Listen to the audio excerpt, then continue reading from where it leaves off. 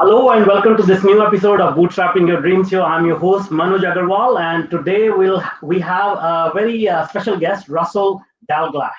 Russell is also known as the tall Scottish guy and has had a thriving career not only as a serial entrepreneur but as an investor, strategist, director, and member of the advisory board at the Scottish Government's Board of Trade and Public Sector incubator called CivTech program. And he brings the experience of overcoming adversities to build a range of successful companies, offers a unique and challenging insights into the world of the private investor, and highlights opportunities available to entrepreneurs today. Russell is the founding managing partner of the advisory group Exolta Capital Partners, as well as an angel investor. In his early career, he has held board leadership positions with international companies achieving turnover in excess of 200 million British pounds. Today, he sits on the board of 10 companies and organizations covering technology, leadership, legal, and educational sectors. In 2015, he co-founded Scottish Business Network, which is now the largest business diaspora-based network in the UK and has been recognized as one of the top 100 most influential British entrepreneurs. Welcome, Russell. Wow, welcome. All right. So seems like you have had a very, very successful career. So let's go back to the time when you got started, and maybe you can share some stories about how you got into the entrepreneurial world, and what was that rise to this success like?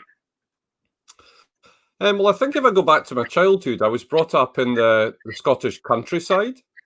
So my family had been in the same town for about 400 years. So I was the first to really go on to further education. Oh, I see. That led me into doing a degree in technology in the early 80s. Okay. So then I followed a standard career whereby I worked in business, in large corporates, first of all in a bank, and then in electronics firms. That gave me a grounding in business and an understanding about sales, relationships, and marketing. I went on to work in a number of turnarounds, and particularly worked in the US and Asia, particularly Japan and South Korea.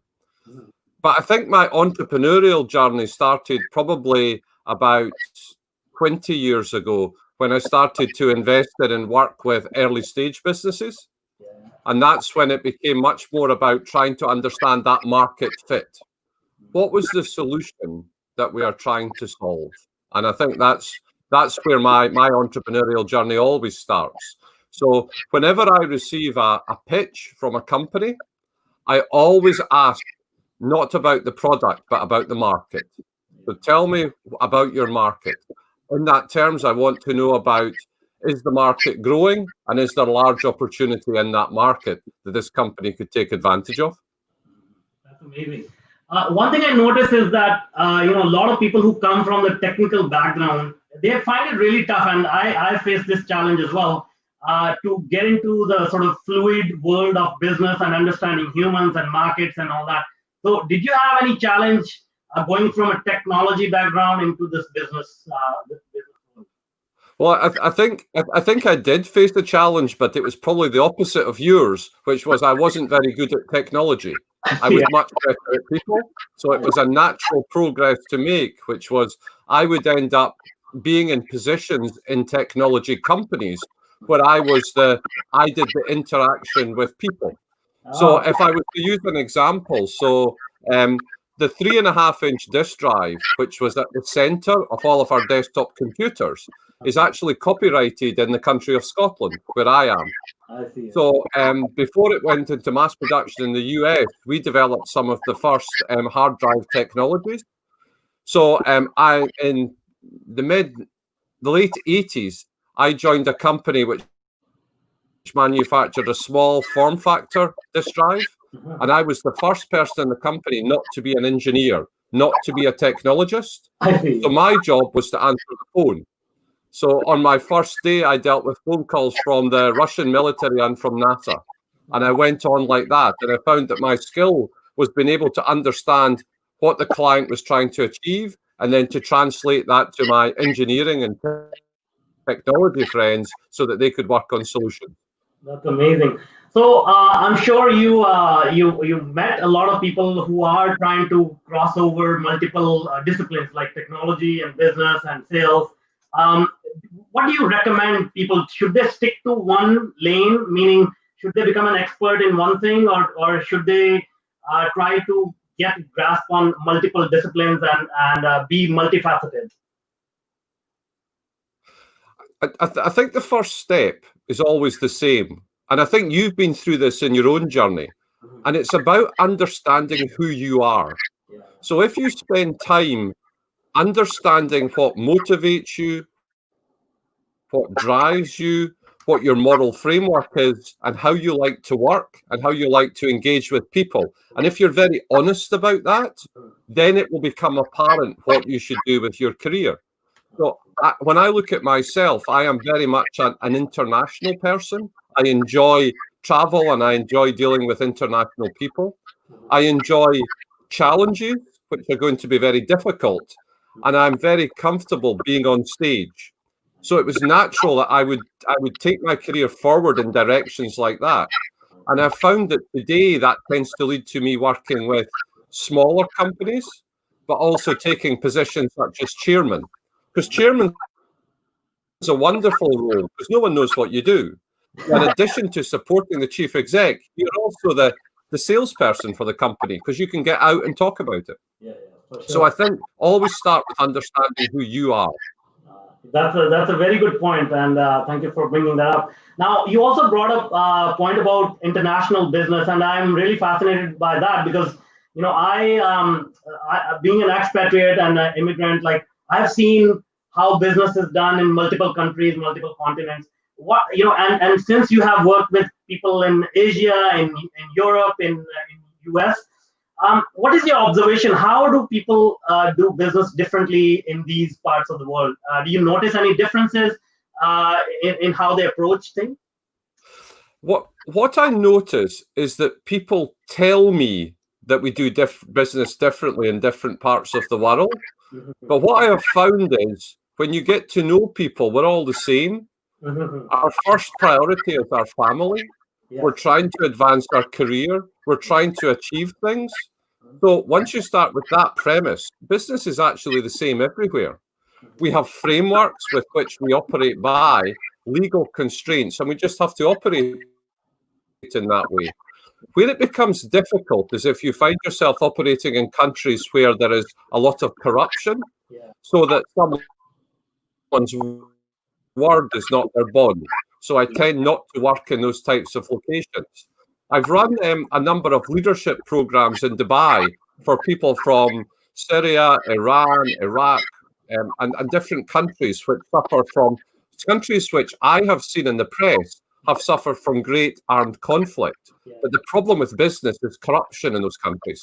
The problem is doing the service and getting paid. And that's something that I think is a blight. But it's also something that we should realize that if you're in a country like Canada or the UK, you're in a very fortunate position in the fact that if you do the work and you have a contract, you're likely to get paid. Yeah, that's true. Now, again, looking at the world as a whole, and obviously we are going through a huge transition.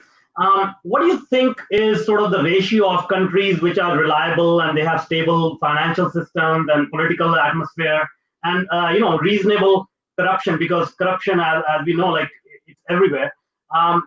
Do you see like it's like 50% of the world is suitable for doing this international business, 75%, 80%? Like, what is your view on that? It's quite difficult to say, but if I look at the UN index on corruption for countries, there are probably 80 countries which are quite safe to do business in, and the size of the risk depends how far down the list you go. But it also depends on what sector you're working in. So if you are working in a natural asset like oil or gas, you can probably get that to work in most countries. But because I work with small companies, it's very important to de-risk what they are doing. Now, I would suggest by de-risking, entering new international markets is a good idea, And if you look at the moment, we are seeing different countries reacting differently to COVID. So that is something that gives us opportunity. So I would encourage export and encourage international work, but I would do it sensibly, try to de-risk it. Makes sense. Makes sense. Now, just a little off-topic question. So, I'm assuming you're pretty tall, which is why you got the tall Scottish guy. So, can you tell us a little bit story behind that? How did that come about? Yes. So, I was trying to in 2012. I was trying to work out how to get a LinkedIn profile and a biography that worked. Yeah. So I hired a specialist and I paid her $500, and she analysed me. She did a lot of questionnaires. She spoke to my customers and she spoke to my friends and family. And she wrote a biography of Russell that I should use. So I paid the $500 and she came back, and the opening sentence was, "Hi, my name's Russell. I'm Scottish and tall." Now, as a Scotsman, I felt that wasn't really a very good return on $500. But then she explained to me why she had come up with that analysis. And it's because I spend most of my life outside Scotland. If you imagine I was at an event and someone said, "Which one of these people is Russell?" Yeah. Someone would say, "He's the tall Scottish guy over there." It's really intriguing because it's about understanding how other people see us. And it's the same with companies. It's not enough to say, "My product's great, you should buy it." You have to understand what the other person is trying to achieve and how they see you. So I use being Scottish as an asset, because the actual, if you think about the brand that goes with being Scottish, it's a positive brand. So it's a brand about reliability, hard working, probably quite good fun. So it's a positive brand. So it works well. Yeah. And what about Scotch? Isn't Scotch from Scotland as well? I'm sorry, say again? Scotch whiskey. Yes, yeah. So there's whiskey as well. So the other name you could say is that I'm the Scotsman that doesn't drink alcohol. So that makes me slightly unusual as well. All right, great. So let's move on. So from entrepreneurial work, you became an influencer and investor. So how was that journey? How was that transition for you? It's really interesting because I love the energy that comes with an entrepreneur. I love the growing the business, taking on new challenges and accomplishing things while taking risks. I love that world. I think, though, that what we have to do is we have to ensure that our entrepreneurs receive the support they need. So one of the challenges in the UK, for example, is that the advisors who would work with an entrepreneur may work locally to that individual. They may know the person, they may know the local markets. So they're not the best people, perhaps, to advise how to enter Canada or Brazil or Japanese markets. So this is one of the reasons why I've built a global network of about 10,000 people who are senior execs in business who are willing to give up their time to help companies. Now, because I'm Scottish, I've built this whole network full of Scottish people. So it's people with an interest in the country. So I think that's the key, is getting the right help to the entrepreneur.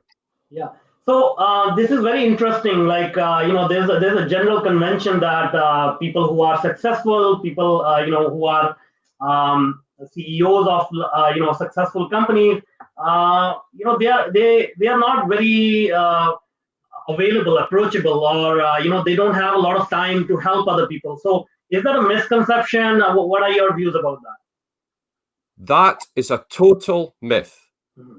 So what I discover is the more senior the individual is, the faster they respond. And let me give you an example. So about 5 years ago, I was helping an 18-year-old young man who wanted to put on a conference in San Francisco. So he lived in the UK, but we had this idea to put on a conference in San Francisco, a great challenge, a really difficult thing to do. Yeah. So he decided that it would be wonderful if we could get Apple involved. I see. So what we did was we wrote to Tim Cook. So Tim Cook at that point was the most senior chief exec in the world. Apple is the largest company. Yeah. So the assumption would be that's a waste of time. Yeah. But we got a response. So we Wow. got a response from Tim Cook. Now, I'm not silly, right? I don't think it was actually Tim Cook, but it was maybe his assistant. Yeah. And the letter they sent, the email they sent said, Dear Russell and Bruce, I wish you every success with your event, but I, Tim Cook, are too busy running Apple to attend the event. Now, that's a wonderful response. It's on brand for Apple, and we took it and we put it on our website, along with a picture of Bill Gates, who also. So we did this.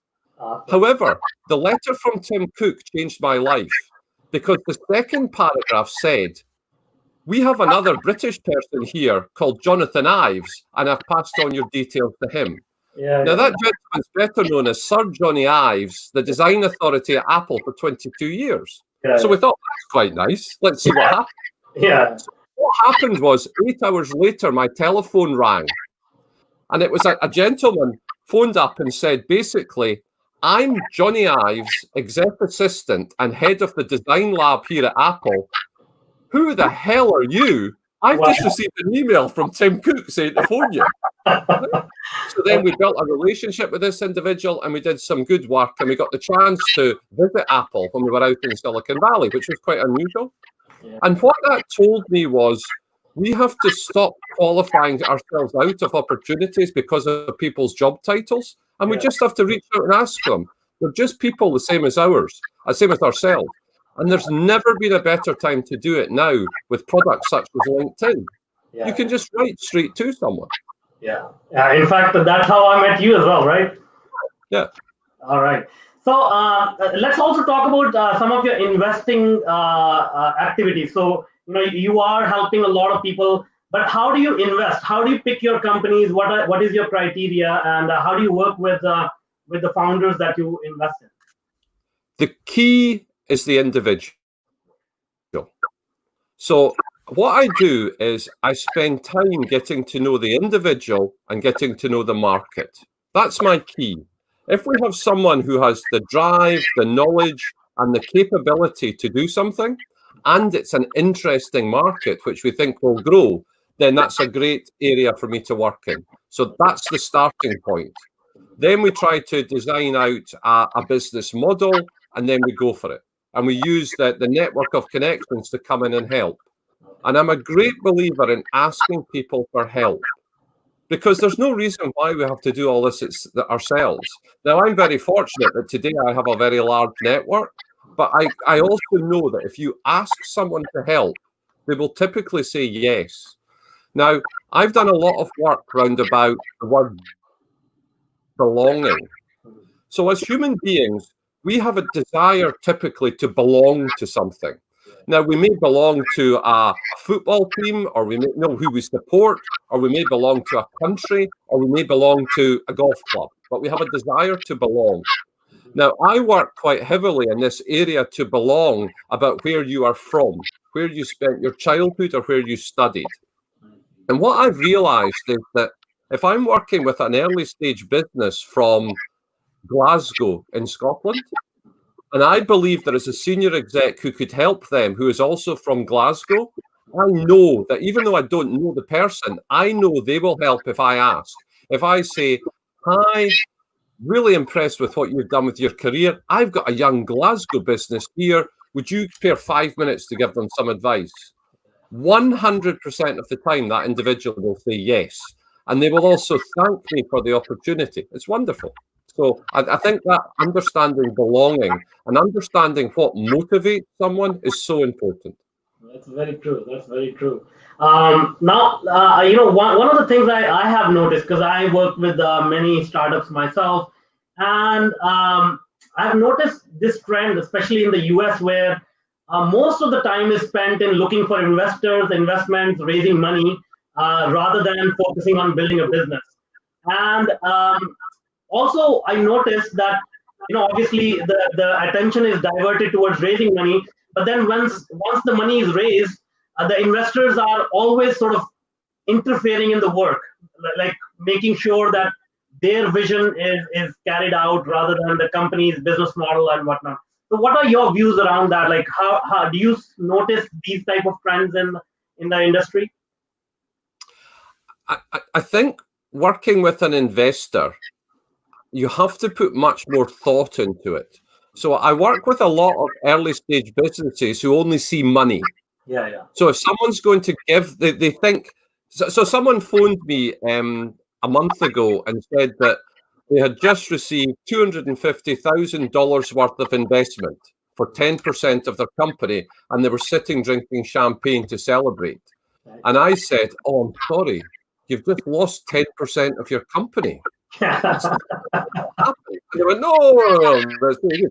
Because if you think about this, if the money comes with a person or an organization that's going to enable you to succeed, then that's a great idea.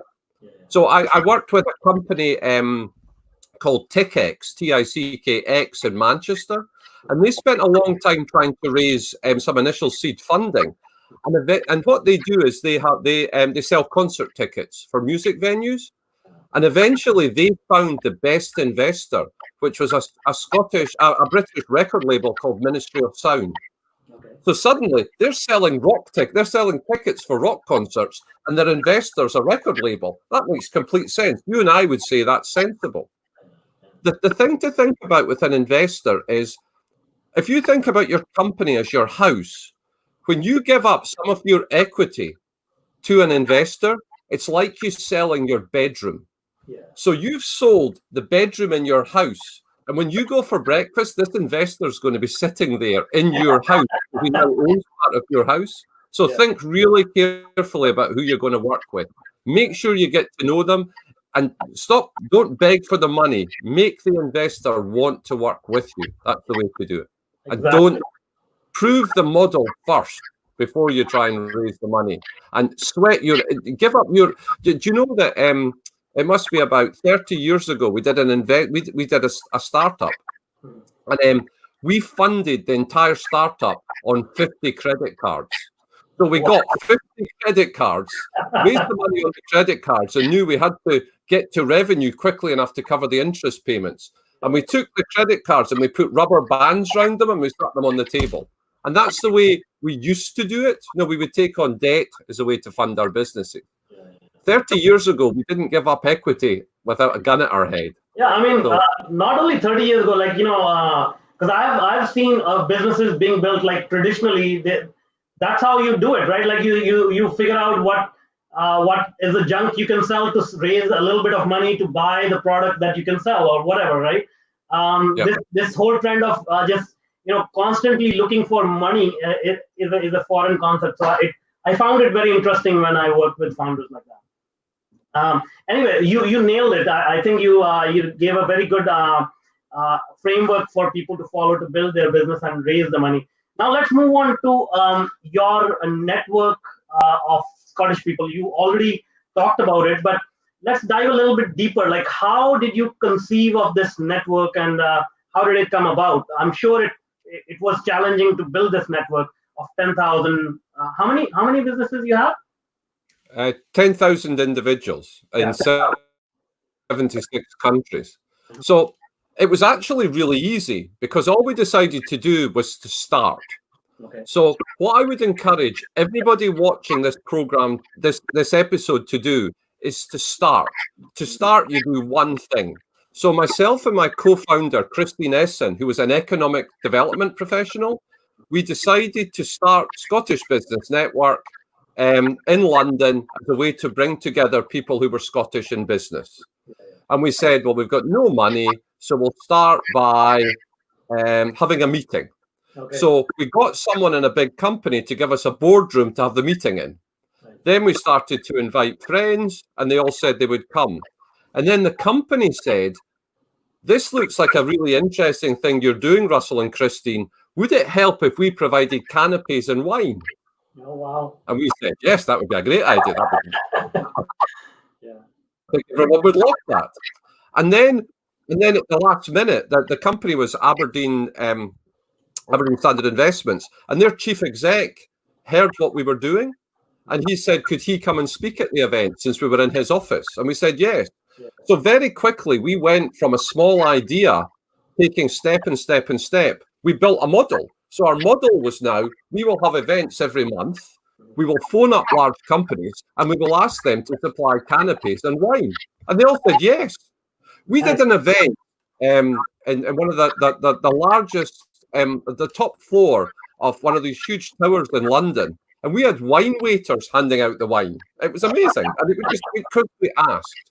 But what really happened was, after a year, we got some publicity, and people who were interested in Scotland around the world started contacting us and asked, could they get involved? So suddenly we built out this network. We built it out through LinkedIn, through Zoom, through Microsoft Teams, through holding events and bringing people together. But the magical thing was we allowed people to help. So rather than having a plan and saying, this is how we're going to do it, we want to be in power, we instead encouraged our members to come up with ideas. So one of our members built our website. One of our members designed all of our marketing. One of our members selected our technology. One of our members supplies our technology. And then in the last year, we have seen an explosion because Scots in different cities around the world have said, could I be your ambassador, Russell? I want to represent Scottish Business Network in Atlanta or in Washington or in Canberra. And we said, well, we'd never thought of that. Okay, let's do that. And it's allowed an explosion. So where we are now going is we will build the largest integrated network of, it's called a diaspora. So people interested in a country. We will build the largest integrated network on the planet with one piece of AI technology accessible to any Scottish company, which will tell you who you should speak to around the world. And we will have representatives in every city on the planet who will be there to help. And then we will build out additional services. That's amazing. Now, and the thing about it is everyone loves it. That's amazing. Amazing story. So absolutely love it how you built it and just grew it organically. One thing I want to ask is why limited to Scottish? And I know, obviously you are a Scottish tall guy. Why limited to only Scottish businesses, not open it up to other businesses? I think with any product, you've got to know your market. So people who have a belonging to Scotland have similar characteristics. And these are characteristics that I understand because I am Scottish and I live in Scotland. Whereas if I was working with people in France or people who are in England even, I don't understand that. It's not ingrained in me. So I will give you an example. So Scotland's most famous sports person is Andy Murray, the tennis player. That's our most famous, right? So during Wimbledon, when Andy Murray was playing, I could phone any Scottish person around the world in our network who I spoke to. The conversation started with, "Oh, how's Andy Murray's knee? How's he getting on?" So there's a cultural piece there. So that's why we've decided to focus on Scotland as the way to do it. That makes sense. And now, obviously, you've given a lot of nuggets for people to digest and use in their businesses. But I'm sure during your entrepreneurial journey, you had a lot of challenges. Maybe you made some mistakes. Can we share a little bit of that side as well, where you had to overcome some challenges or you had to rectify some mistakes, some disasters, whatever, so that people can get a feel for how things work in real life? So there are two pieces of advice I have. The first piece about is how do we deal with failure? So I've invested too heavily in a number of deals and I've lost a lot of money. So on the day I lose the money, I'm very unhappy and very angry. But what I do the next day is I work out how much money I lost. So I work out the actual number. And then I make the agreement that the next deal I do has to make money plus this. So I have to make it back. The other thing I do is I surround myself with the best team in the world. So I have the best finance director, the best legal company, the best.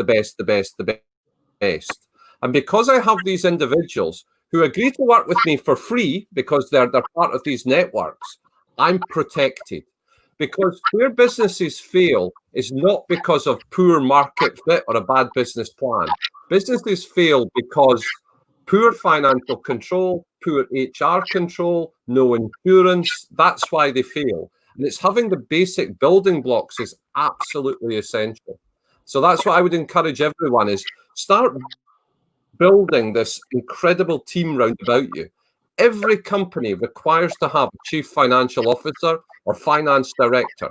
I don't care if he only works 1 hour a week, 1 hour a month. As long as she's there, you've got a chance of success. If you're doing it yourself, you'll fail. Trust me, you will fail, and it will be sore. That's great. Now that brings up another question. So, somebody who's starting off, somebody, we already discussed about, it may not be the right idea to look for raising money on your day one, but how, if you don't have a lot of money, how do you assemble this team of dream executives or people who are really accomplished and who can help you? How do you do that as a person who's just starting off? What you have to do is you have to get help. So if I think about how would I advise a young entrepreneur today to get a good team, I would sit down with them and say, look, you're going to want to get people who are older than you involved, people you don't know. But those people used to be you. And when we're in our 50s, we meet a lot of people in our 50s. But what excites us is the 22-year-old who's running the company. That's who we want to work with because we learn so much from them. We live off their energy. We love it. So you've got to understand that the 22-year-old being young is actually an advantage, and you've got to play that advantage. So if the 22-year-old phones me up and goes, hey, Russell, I know you do a lot of work in film. I've got this fantastic piece of technology for film. It would be great to have a chat with you about it. And then who can you refer me to, Russell, who you think would be excited about what I'm doing? I'm going, well, I could tell you that person and that person. The other thing I would do is not to pay people, because people who are successful don't really need the money. What they want to do is to get involved for the journey.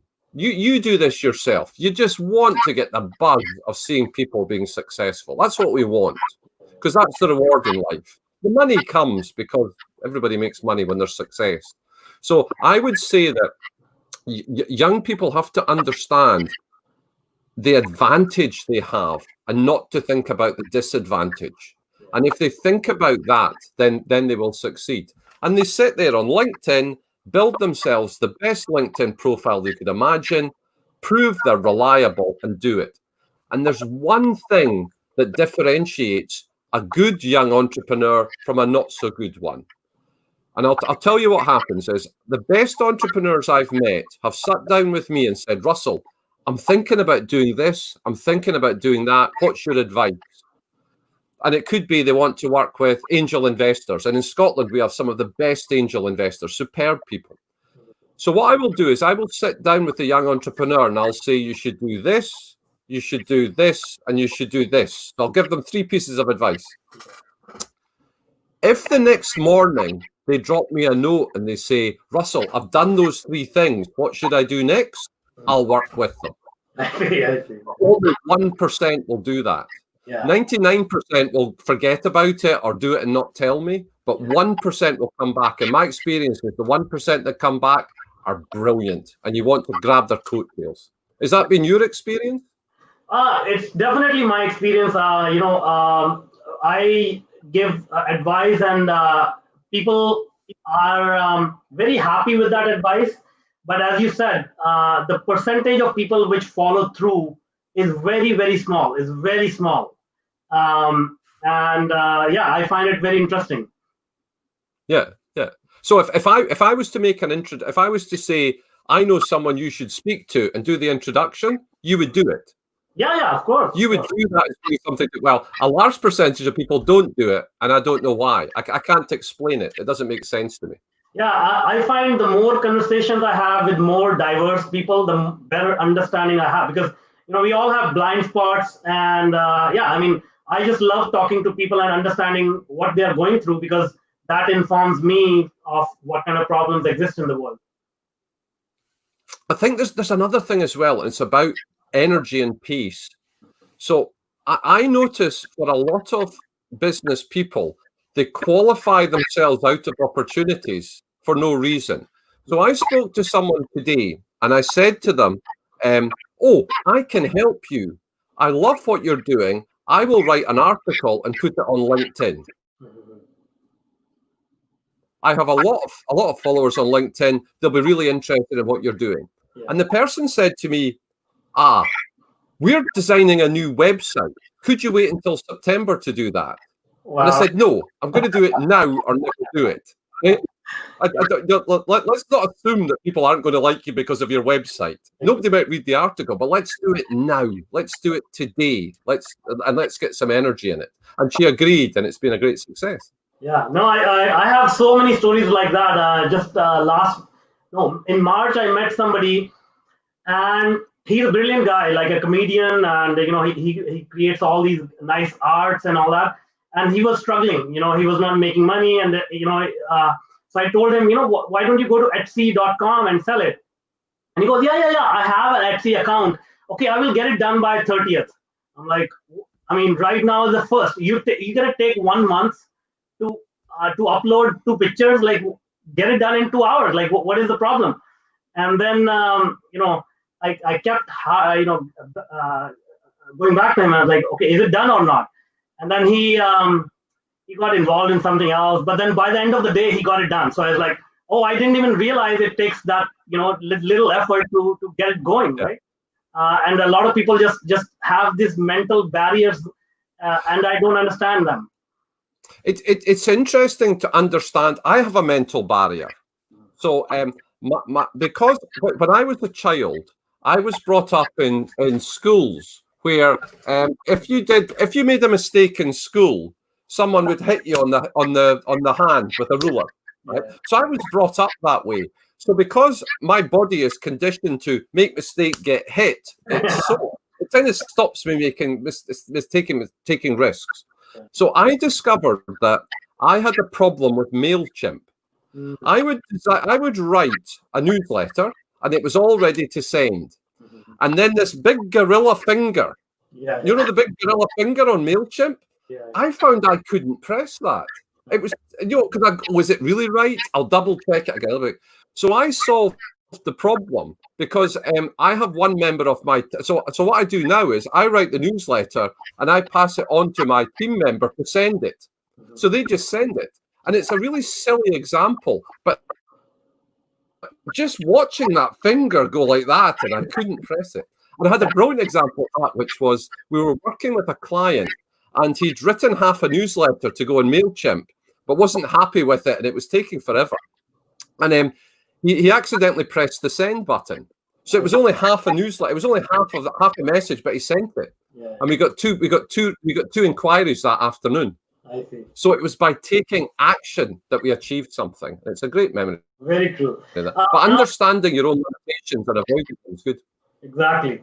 Now I want to, we are almost over time, but I want to ask this question. How do you see this world is going to change, especially business is going to change with this whole COVID situation? International travel may be affected, hospitality will be affected. So what are your views overall? How will the economy be affected by all this? So our world is going through change in a way we didn't expect. So for the entrepreneur and the small business, this provides opportunities. You could be in a sector which is going to be badly affected. So what I suggest you do is stop and switch to a different sector. But it's all about doing research and understanding where the opportunities could be. So I don't know if I'll be able to fly to the States later this year. But I do know if I can't fly, I can do events like this. I can do it online. So I'm not going to worry about what I can't control. What I'm going to try to do is to find the opportunities that exist because of what's happened. So the problems are terrible. This has been a health emergency. And the most important thing is people's health. So I will follow the guidance that I'm given. During the first 2 months of this year, I flew 12,000 miles. I haven't done 200 miles in the last 2 months, right? So I've seen that change, but I've adapted, and adapting is so important. So I think the advantage for everyone is that we've adopted digital technology. So you can use digital technology to speak to anyone, anywhere in the world, and they're likely to respond positively to that. So I wouldn't worry about what we can't control. I would worry about I would think about the opportunity that arises because of this. That's amazing. Thank you so much for sharing these insights. Yeah, these are really, really on point, and I hope people really try to understand what you're saying and implement it in their lives. It has been an amazing conversation. Thank you so much. Now, if people want to connect with you, if they want to reach out, what is the best way to connect with you? Well, I think my email's on this, or they can connect with me through LinkedIn. LinkedIn works really well.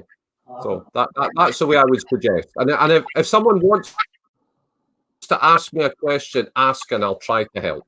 Amazing. Thank you so much. We'll put that link to your LinkedIn profile in the show notes. Thank you so much. Thank you. It's been a pleasure to speak to you, and thank you for all the good work you do for so many others. Thank you so much. Thanks.